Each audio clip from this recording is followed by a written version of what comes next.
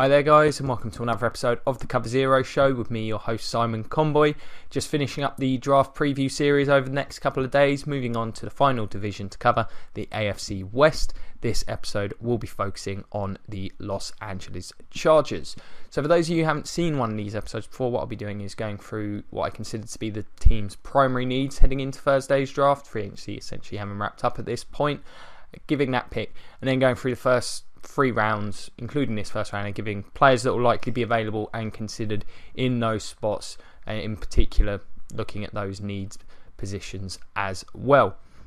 So for the Chargers, in terms of primary needs, I've got the offensive tackle spot, although that sort of can be expanded into the offensive line as a whole. Philip Rivers has not been blessed with great protection over the last few years. I think it's a problem spot, particularly in that AFC West where a lot of good pass rushes that you got to deal with. I think it's a big need, not the best draft to do it in, but that doesn't change the fact that they need bodies there. The safety position, still haven't replaced Eric Weddle. I think they've got a pretty good defensive core there in Los Angeles, so look to get a top-end safety. Is a good draft for that. So expect to see a safety at some point in the first 2-3 rounds. And a wide receiver. They've been very unfortunate with Keenan Allen in the last few years with those major injuries.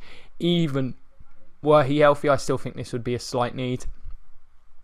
But in the case of what has occurred with him, 2 major injuries in 2 years, definitely need to try and find a go-to target on the outside for Rivers. In my first round mock, I don't think this will be the case anymore, but this is my original one. I've got a new mock that should be going up today, hopefully before Mayox is aired. It's definitely going to be recorded before then, so no accusations of copying him there. My initial mock, I don't think this is the case anymore, but I did have them taking Mitch Trubisky. I do think they will be looking to replace Rivers, whether this year or next. Well, looking for his future replacement, not to replace him. He's been fine. No longer think this is going to be the case. There hasn't really been much indication. If there is the plan, then they're doing a great job of keeping it stum. However, in terms of players that I think they'll likely consider at this spot, as I say, I don't think they're going to take Trubisky at this juncture anymore.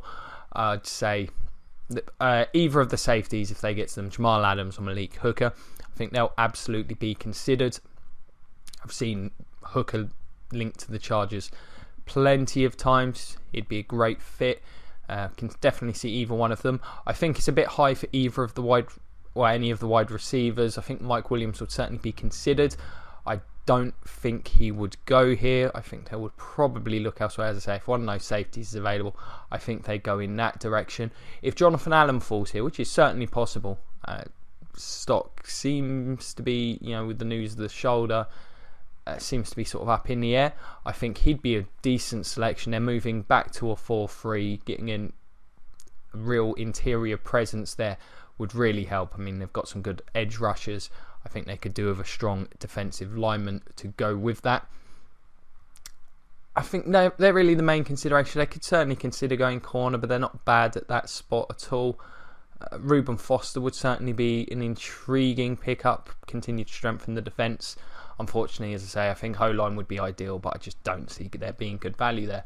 When we move into the second round, that's where I think they may start looking at some of the options available to them at that point. Whether that's a guy like Dion Parker, possibly Dan Feeney. In the third, maybe Pat Elflein, Evan Pocic. They're certainly options. David Sharp, I think, in round 3 as well. Siragusa and Asiata are 2 of the guards. I think third round, they're reasonable selections at that juncture. This is also where we could see a receiver in round 2. Juju Smith-Schuster, Zay Jones. Certainly options. Curtis Samuel may be the top player on the board when they go to pick at that point. Again, safety. It looks like Budda Baker will be available. I no longer think Obi Melifonwu will be available. I think he would have been a great selection at that point, but I think he sneaks into the first round at this point in time. I think these are really the main ones they may look at. Again, one of the teams I think could certainly consider the top defensive tackles. I'm not sure about McDowell personally, but I think talent is definitely good enough to consider a pick at this point. Caleb Brantley, I think, is going to slide very, with the recent news, I think he's going to slide pretty far down draft boards, and his stock was already one that, well up in the air, so I don't think he'll be considered. Looking into the third, say the offensive lineman I already suggested, I think Mouton becomes an option at that point. Julian Davenport, I definitely think they'll look to take alignment in either the second or the third. This is where we could be looking again, safeties, Marcus May, Justin Evans, likely players to be available. They could go for another running back, just to play alongside Melvin Gordon. Of course, Gordon's been great for them. Well, was great last season. I'd expect that to carry on into next season, but there is a lot of depth and quality there. I think if they could get a complement like Donta Foreman, I think he'd be a good complement. That would be worth looking into. Again, I think middle linebacker is a position of needs. They could look at some of the guys that are available if they're available in the third. I'm not sure there's going to be good value for them in the second, but in the third, if a guy like Duke Riley is available or Blair Brown, I think they'd be a pretty good fit in this defence. So, because I like Perryman, but I'm just not sure he's got the coverage ability to play middle linebacker in Gus Bradley's scheme, so I think he'd be best off moved to the outside personally. So let me know what you guys think, Chargers fans in particular, whether it's in the comment section below, find us on Facebook at Cover Zero, or find me on Twitter at Simon Conboy. I'll do my absolute best to get back in touch with anyone who does have any queries for me. Who would you like to see the Chargers select? What needs are also there in your mind? Bear in mind, I do think there are more needs than these three on this roster. I just only give the three. Got the mock draft going up later today, the rest of the AFC West today and tomorrow. Hoping to do a live stream tomorrow, so definitely recommend checking that out.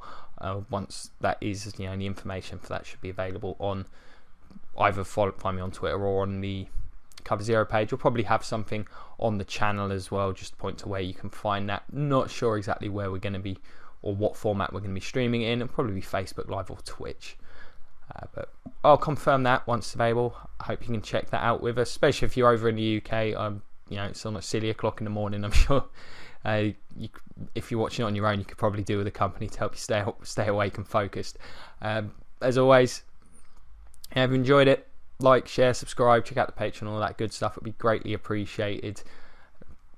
Got the rest of the divisions have all been done at this point, so check some of them out. Check out some of the other stuff we've done. There's plenty up on the channel now. And as always, thank you very much for watching. It's been an absolute pleasure. Have a great day, and go Bucks.